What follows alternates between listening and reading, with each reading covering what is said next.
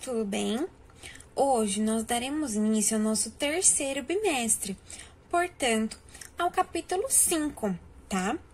Neste bimestre, nós vamos conversar um pouco sobre a estrutura da Terra. Então, nós temos aqui a estrutura da Terra dividida em três partes principais.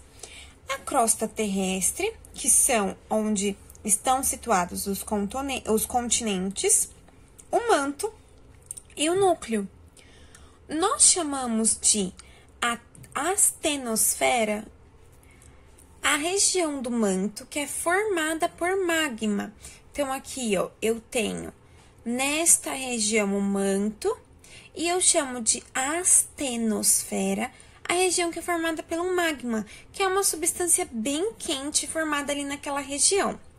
E eu chamo de litosfera a região em que nós vivemos, ou seja, ali nos continentes, tá? Posso chamar tanto de litosfera quanto de crosta terrestre. Bom, nós vamos ver sobre algumas teorias em relação à criação desses continentes e à formação ali da crosta terrestre. A primeira teoria estudada é a teoria da deriva continental. Quem criou essa teoria foi Alfred Wegener em 1912, tá? Ele se baseou para criar essa teoria em fósseis encontrados em continentes separados. Então, existia ali um fóssil de um animal onde um pedaço estava sendo encontrado aqui na América do Sul e outro lá na África, ou então na África e na Ásia. E ele falou assim, nossa, mas esses fósseis eles estão sendo encontrados em regiões tão distintas, deve ter algum motivo para isso. E ele começou a estudar o mapa e percebeu que existe uma semelhança muito grande nos litorais da África e da América do Sul.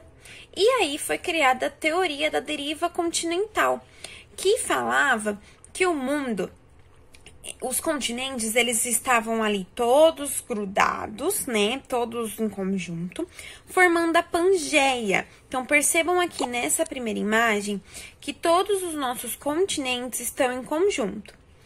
Depois, ele falou que foi se separando ali aqueles continentes e criou-se a Laurásia e a Gondwana, que seriam esses continentes aqui de cima e os de baixo.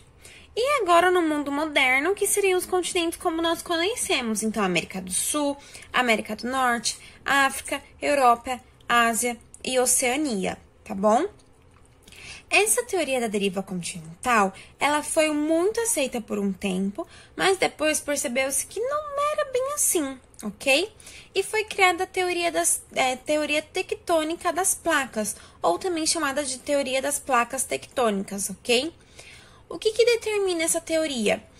Que existem ondas sísmicas na Terra. O que significaria isso?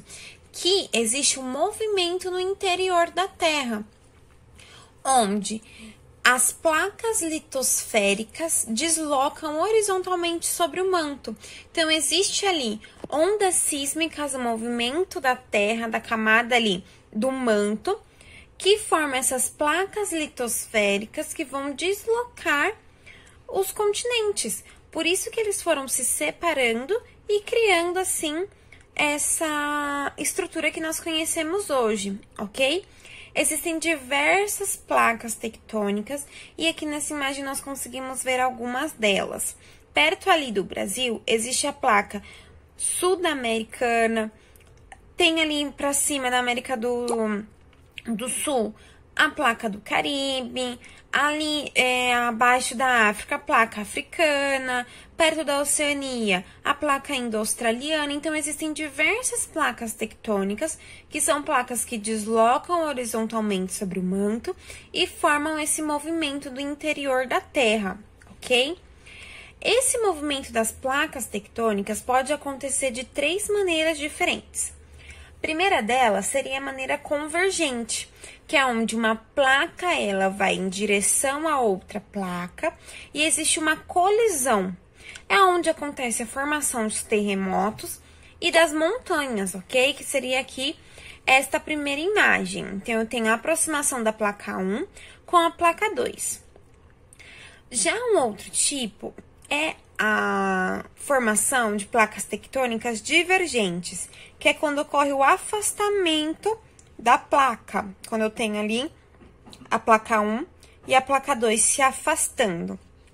Isso vai provocar um extravasamento de magma. Então, o magma ele vai ser expelido ali daquela região. E existe a formação de novas camadas de rochas, ok? Ou então, a última maneira, né, a terceira maneira, que seria a maneira conservativa, que é o deslizamento lateral, é a fricção entre as placas, o que também pode provocar terremotos. Tudo bem? Vamos entender agora sobre as transformações da crosta terrestre. Nós vimos ali que quando eu tenho uma movimentação convergente das placas tectônicas, eu tenho a formação de montanhas. Então, ali, ó, montanhas são geradas pelo movimento das placas litosféricas. As montanhas, elas podem sofrer forças erosivas, a força da água ou a força do vento, que pode diminuir o seu tamanho e também a sua estrutura, tá? A formação das rochas, vou ter alteração ali naquela montanha. Ela pode crescer com a ação do vento, trazendo ali sedimentos rochosos para aquela região, ou então ela pode diminuir de tamanho por conta desses agentes erosivos, ok? Então, a formação de montanhas nada mais é do que o movimento ali convergente das placas tectônicas. Convergência é quando uma placa tectônica vai em direção à outra, ok? Outra transformação da crosta terrestre é a formação de vulcões. Os vulcões, eles normalmente acontecem entre um limite das duas placas, o limite entre uma placa e outra. Podem ser encontrados tanto em terra quanto no mar, ok? E eles são bastante conhecidos pelo acúmulo de magma, despejado por erupções. Então, quando um vulcão está ativo, nós temos ali a expulsão do magma terrestre, que é uma substância tóxica e mortal, tá? Mas que pode tornar o solo daquela região fértil. Então, quando eu tenho um vulcão em atividade, né, um vulcão em erupção, eu tenho a expulsão desse magma que está localizado ali dentro da camada do manto, ok? Outro tipo de transformação são os terremotos. Os terremotos, eles acontecem quando existe um abalo da superfície terrestre no encontro de duas placas tectônicas.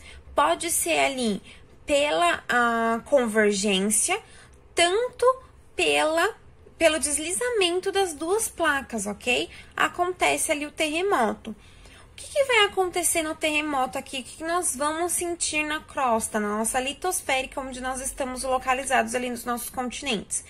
Um tremor da terra, tá? Então, existe um tremor da terra que provoca grandes destruições. Nós podemos ver aqui na segunda imagem, totalmente ali casas, prédios, toda a estrutura ali daquela cidade derrubada por conta de um terremoto, tá?